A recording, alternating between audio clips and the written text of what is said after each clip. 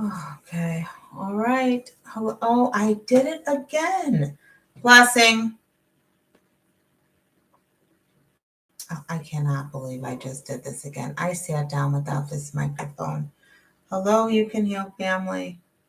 I am here tonight to have some talking time with you, and I left that microphone. Let me call my daughter. So sorry, but no one's here right now. Can you grab my microphone? I sat down here and started this thing and did it again.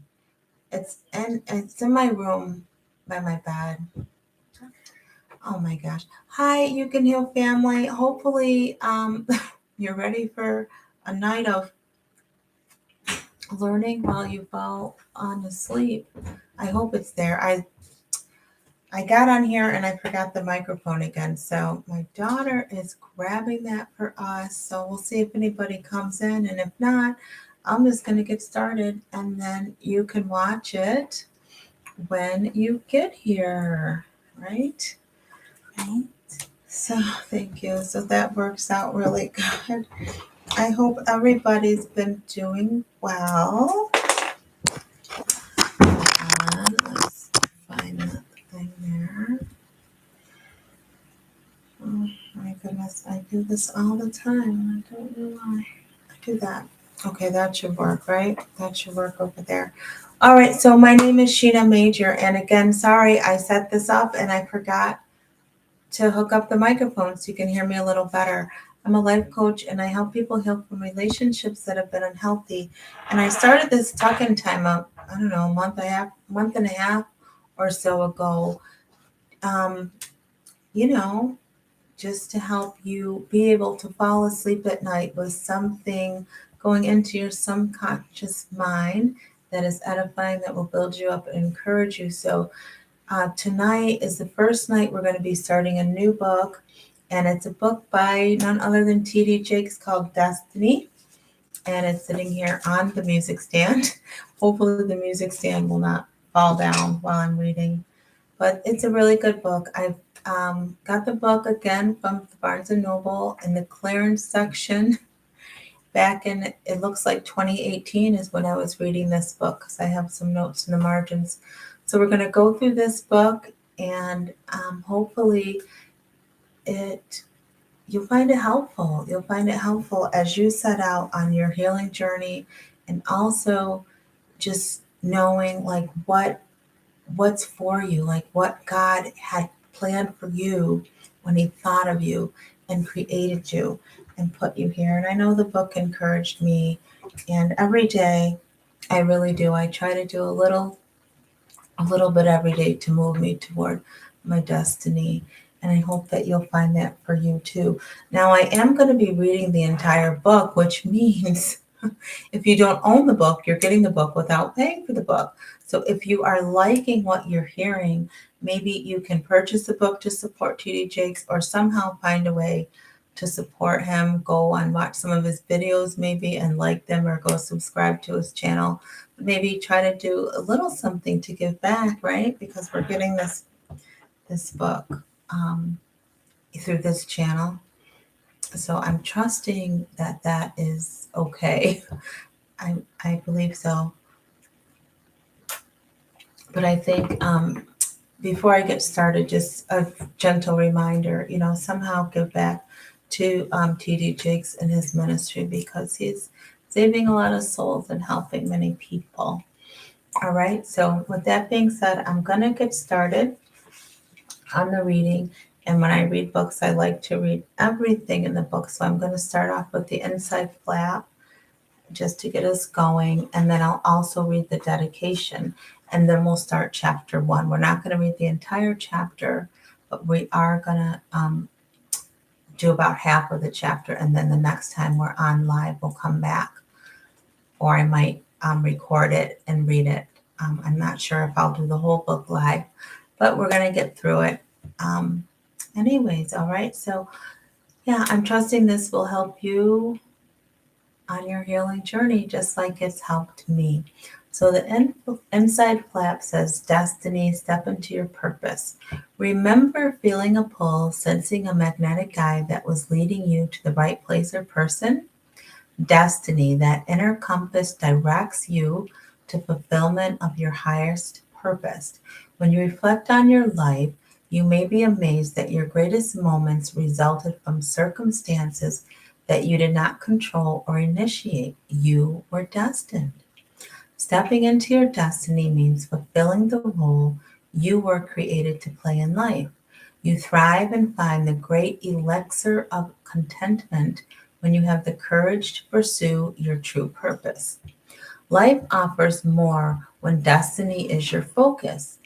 Our divine purpose maneuvers us past challenges, pains, and shortcuts, and even what appears on the surface to be failure. On deeper reflection, we understand them as catalysts that shift us toward authentic self identity, greater exposure, and bold life adventures. Whether you're just starting out, starting over, or wondering if there is greater success than what you've already accomplished, now is the time to reset your inner compass, clear your path of distractions and disruptions, correct places where you have veered off course, get unstuck, embrace your divine purpose, and with this revelatory guide from T.D. Jakes, dare to pursue the unseen order in your life circumstances that is your destiny. Okay, so now we're going to move along. And this book is, let's see, it's made up of 17 chapters. And hold on, let me find, I wanted to find the acknowledgements. Where is it? Okay, the dedication is right here.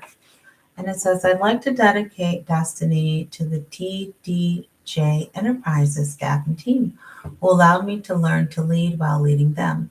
To the Potter's House family, your hunger to know drove me to dig deeper in life.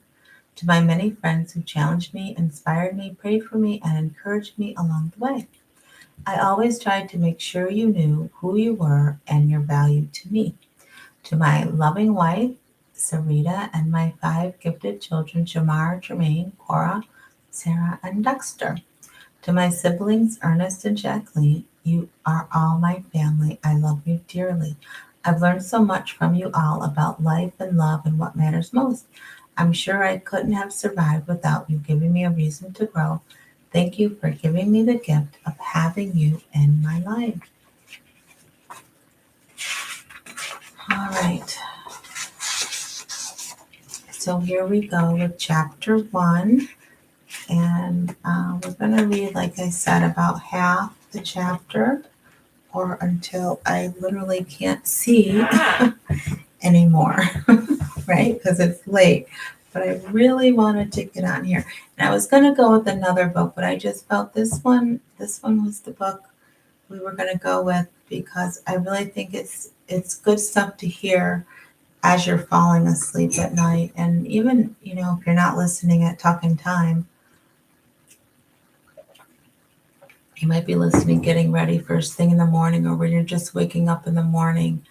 That's a good time to listen as well because you're coming out of that theta state. So stuff that you hear really gets into your subconscious mind.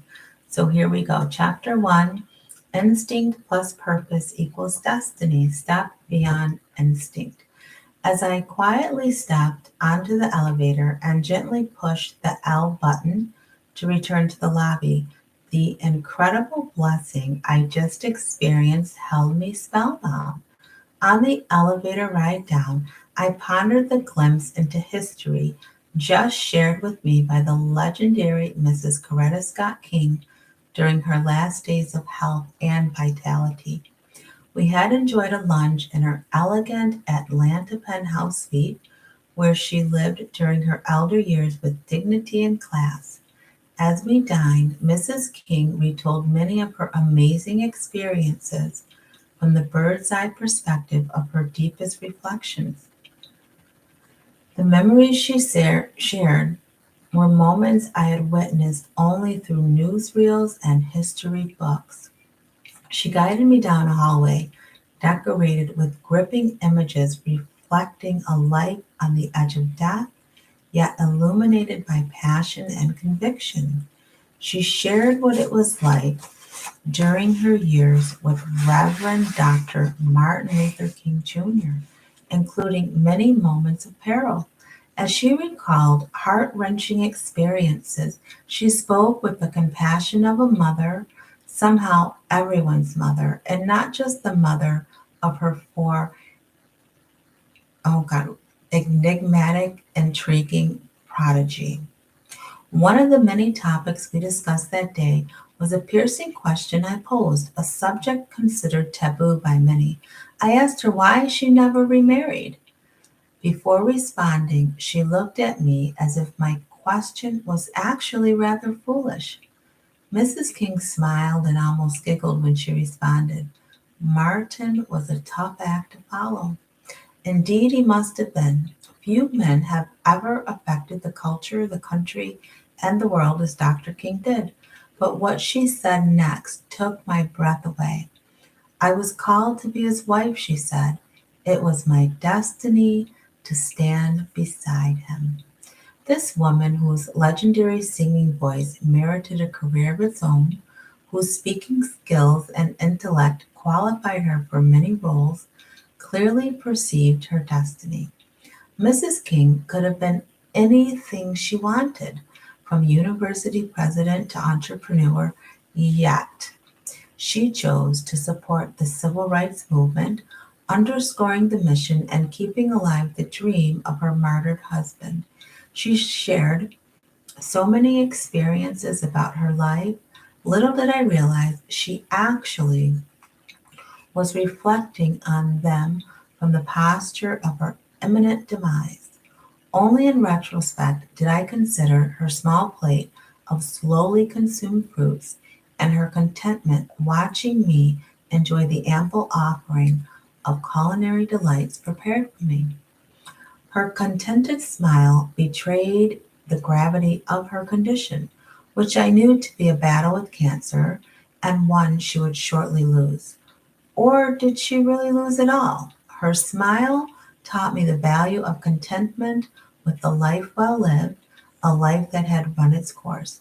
Coretta Scott King lived comforted by her belief that despite the turbulence of her journey, she had lived on course with a destiny far more important than the waves of grief and tumult she experienced in the life and in the murder of her husband. She was at peace. If only you and I could replicate her resolve in our own lives. Could it be that we allow the conditions in our lives to distract us from the meaning of our lives? Is it possible that we don't spend enough time checking the dials and reading the compass of destiny and its intrinsic pull on the human soul? If we are wise, we will see the predestined purpose we were created for and, in our brief lifespan, find it and do it. It is my hope that each of us will be free from the purposeless living that causes so many to stumble aimlessly through life. Like Mrs. King, we all were created to fulfill some role only through which we can find the great elixir of contentment and courage. Whatever the assignment, death loses its license to threaten those who are certain we have lived before we face its clutching grasp. As the elevator descended the 39 stories to the lobby, I reflected on the fact that I, too, have lived a life to which I felt drawn. I have been pulled by a call that has drawn me from the mundane acquisition of life's mementos to the far more rewarding task of doing something with my life that only I could uniquely accomplish. And that last sentence is so thought provoking because all of us have a task to do that only is unique for us to accomplish. Like we're all different, and God's given us an assignment, and are we being pulled toward that? And like Coretta Scott King, Mrs. King, and T.D. Jakes, they believe that um, they are living their unique calling and accomplishing that and had accomplished that. The next section of this chapter is instinct is only the first step. Sometimes we are amazed by what human beings can endure. Looking at the life of Mrs. King, we wonder how she withstood the challenges of raising her children practically alone, the death threats, the bombings, and the relentless FBI probes. What motivates a person to find contentment in a life of struggle, as Nelson Mandela did during his nearly 27 years in a South African prison? When we watch people fully engaged in their purpose, it's confirmation that God has given each of us a destiny. I like that sentence. I'm going to read it again. When we watch people fully engaged in their purpose, it's confirmation that God has given each of us a destiny. How else could one person be so fascinated by the accuracy of numbers while another is totally obsessed with the accuracy of words? What allows you to have great interest in something that bores other people to tears? Why are you able to pick up anything and fix it, from a clock to an automobile, while other people should be arrested for even picking up a hammer? Why are you able to devote countless hours to reading a book while other people will never know the storyline if it's not on a video? The gift or desire that God has wired you to express is unique to you. Others can't understand how you do what you do, but neither can you understand how they act in their gifts. Why do you get angry when you see certain things not done properly? It's your instinct. You are irritated by the fact that you know it could be done better. I remember reading a story about an Olympian who was charged with a serious crime. After he was released on bond, the first thing he did was resume his workout routine. As I was reading his story, I thought, if I were under the public microscope for the kind of crime, for that kind of crime, no way would I be spending my time working out. But then I considered the fact that this man was a champion athlete, and real champions cannot help but do what they are gifted to do. It's their therapy. It is how they fortify themselves. You are a champion when you overcome adversity and go back to doing what you were doing before. The drive to do what you're good at is instinct. It's what God has created you to do. The kind of instinct given to God's highest creation is not the same as the instinct that causes a sea turtle to make her way to the ocean shoreline to lay her eggs and then return to sea. Human instinct and action is a pure joy to behold. It is like a work of art in motion, like watching Michael Jordan dunk a basketball or listening to a hypnotic melody offered by violin virtuoso Istahak Parliman. Now, I'm going to spell that name because I don't think I pronounced it right. Capital Itzhak, and the last name is capital Perlman. All right, moving on. I'm going to get some water. The next section in this chapter is why is the elephant over there? Question mark. In my previous book, Instinct, we explored how people are wired.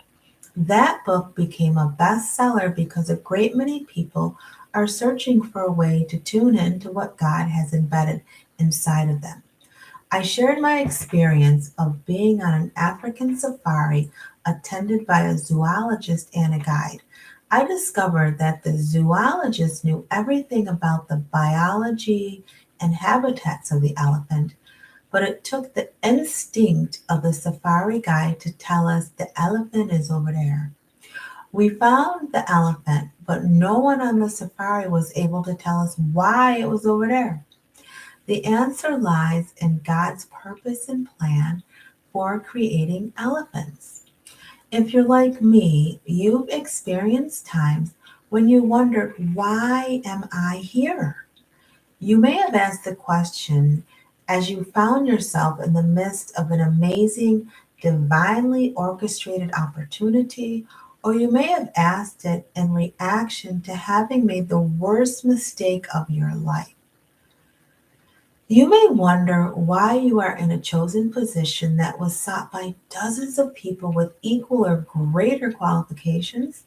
You may wonder why you went to college, but all your boys ended up dead or in prison. You may wonder why all your goal oriented friends have slowly pulled away from you, and now all your time is spent around people who have no goals and don't want you to have any either. You can know the logistics and mechanics of how you got where you are, but still not answer the question why. Without the why, you can never connect to purpose. Through purpose, you connect to destiny. Instinct shared how you are wired and gave strategies to unleash what God has already placed inside you. So let's read that again. Instinct shared how you are wired and gave strategies to unleash what God has already placed inside of you.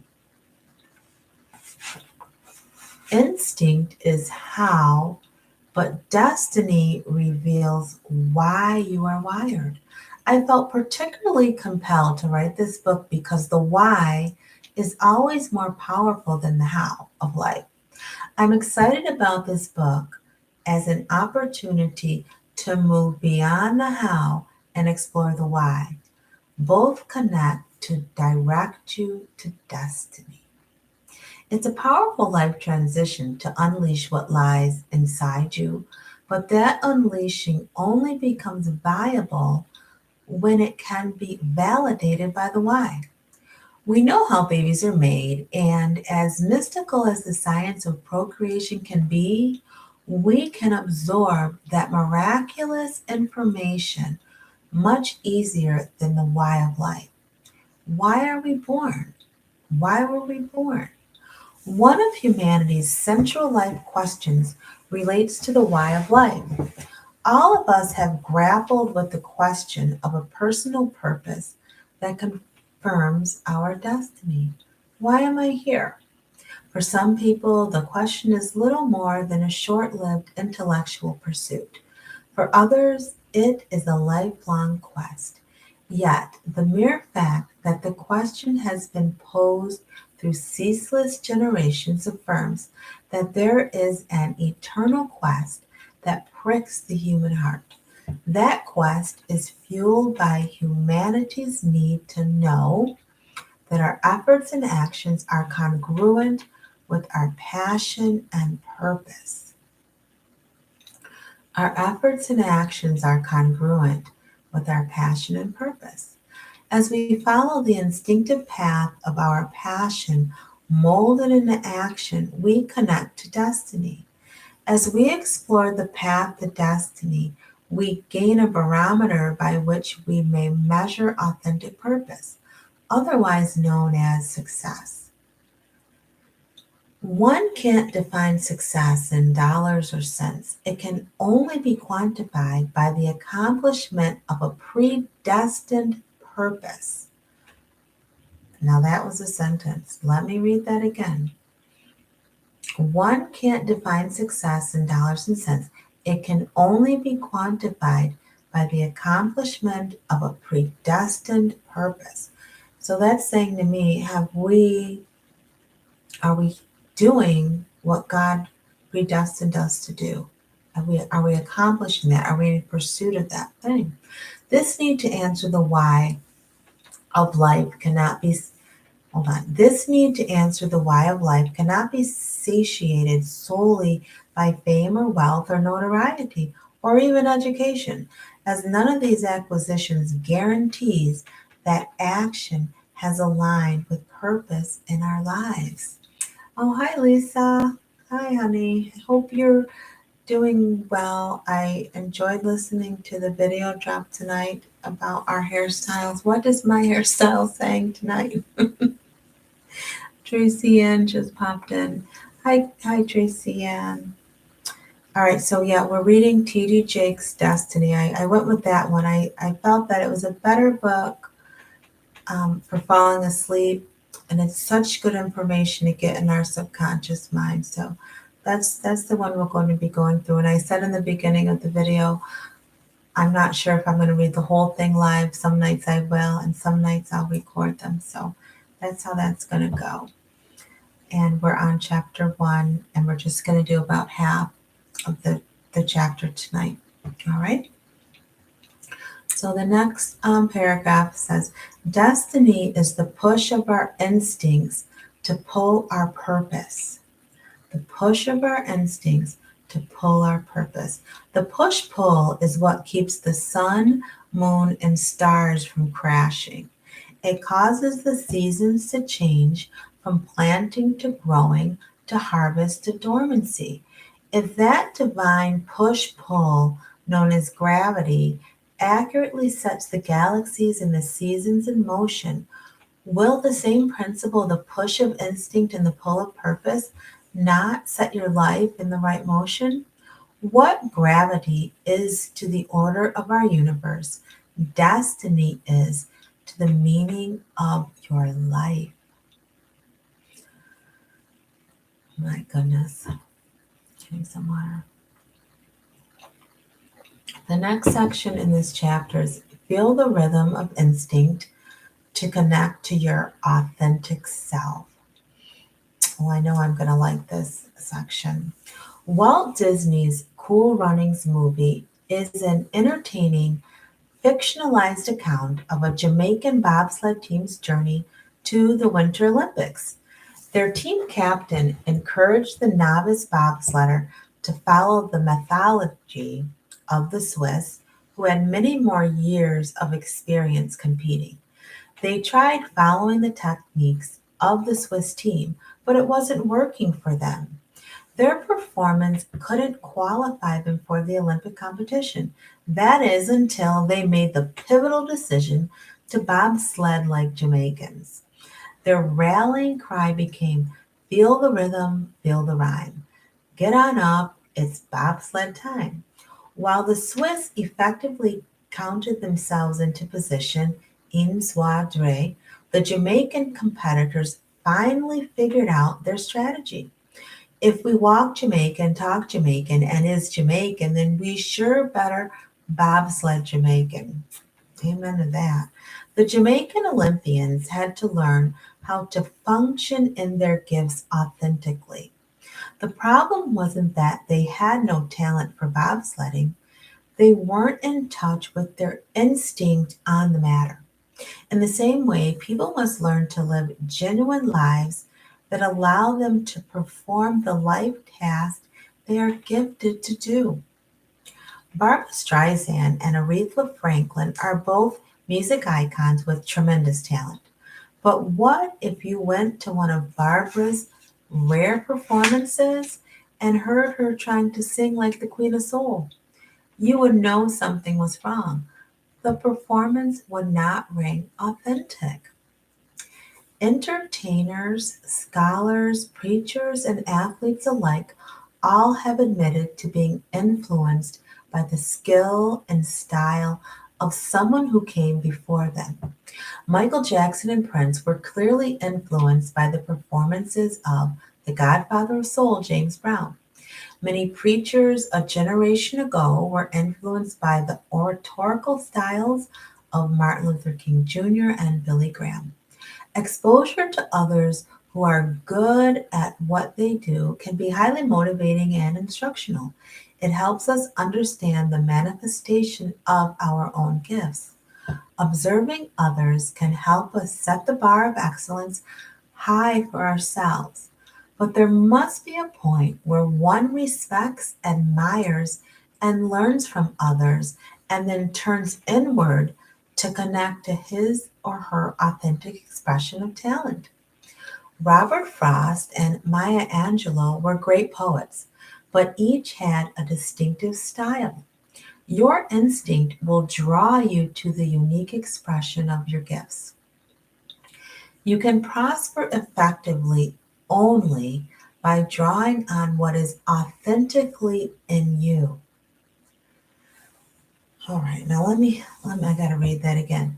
You can prosper effectively only by drawing on what is authentically in you. And who put that in you? God. The drawing process starts from your core. You can only be fruitful out of your understanding of and connection to what is in your core.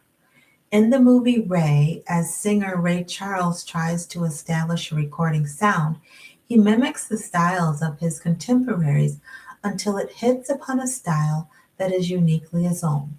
In real life, Charles was criticized for his innovations in music, but he carved out a new blend in music and found his authentic sound.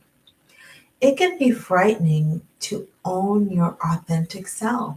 What if other people don't approve of the authentic you? What if they criticize or make fun of who you really are? That's a painful prospect to consider, especially when disapproval or criticism comes from people who mean the most to you. Are you prepared to brave the negative reactions, comments, criticisms, and complaints that may arise from owning your authentic self? Can you handle it? Some people can't. They live without expressing the authenticity of what abides deep within them because the approval of others is more important to them than self approval. Those who live according to what others expect or accept because they do not have the courage to be the person their instinct draws forth from inside are only existing. They really haven't learned how to live. Real life means discovering what God has placed inside you. Let me read that again. Real life means discovering what God has placed inside you. Now, this is interesting because this reminds me of when I was putting together my coaching program, and week 11 is entitled Discovering Who You Really Are.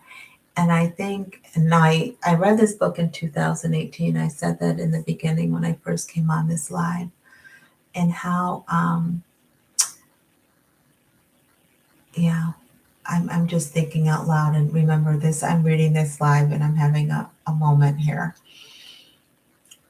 Real life means discovering what God has placed inside you. Yeah, and not being afraid to bring that forth and not being afraid of who we really are and working that out with fear and trembling, like the Bible says. And I think I read that. It might have been in part of the commentary on one of these read with me's, but that's what's coming to my mind, like not being afraid of being ourselves. The next paragraph says, God has invested a great deal in you. God has invested a great deal in you, Lisa and Tracy Ann, and for all the Creator has put in you, there is only one thing God wants to know. What will you do with what I gave you? God expects you to work excellence at the level given to you. As the late author, professor, and motivational speaker Leo Buscaglio explained it, your talent is God's gift to you. What you do with it is your gift back to God. And Leo's last name is spelled capital Buscaglia, because I think I butchered that name. So your talent is God's gift to you. But what you do with it is your gift back to God. And I think that's beautiful. So that is where we're going to stop tonight with chapter 1. Such a good book. It really is. And I know I learned a lot from this book. And I think just personally, this is a good book for me to go through again, especially with school starting up. It is always a time where I feel like I'm all over the place with trying to get schedules organized and times down with the girls' activities and just everything that I've got going on. And just remembering that God puts a gift inside each of us, all of you listening, and He wants us to give that back. We're His hands and feet. So let us go into all the world with what He's gifted us with and do our very best. Amen. So there you have it. You Can Help Family, the start of our new book. And I also said at the beginning, and I think if I remember, I'll say it at the end too. I'm reading this book. I purchased this book from Barnes and Noble again at a discounted rate. I think it goes for like $25. This book was printed in 2015, I think I looked, and it said um, first, oh geez, my eyes. Yeah, 2015. So I'm not really sure if this book is even in print anymore. It's 22, so I'm sure you could get it. But even if you can't afford to buy the book, I'm going to read the book and trust that, God, it's okay, as far as YouTube goes and the author of the book. But maybe go and like some of TG Jakes' videos or find some way to give back because if you found this first part of this chapter interesting and you want to come back for more, like just find a way to support the author, even if it's not monetary, and do it that way. I know I didn't pay full price for the book because I got it in the used section of this bookstore. So that blessed me at the time as well. So yeah, tomorrow or the next time I'm live or the next time I record this, we're going to continue in chapter 1. And the next section of chapter 1 is instinct must merge with purpose to find destiny. So we'll finish chapter 1 the next time. We have talking time. So thankful for you, Tracy Ann said amen. Thank you for reading, Coach. You're so welcome, Tracy Ann. And I want to thank you for hanging with me in the book of the Revelation of Jesus Christ because it is pushing me. It really is. And I trust that God is revealing Himself in many ways to you as well.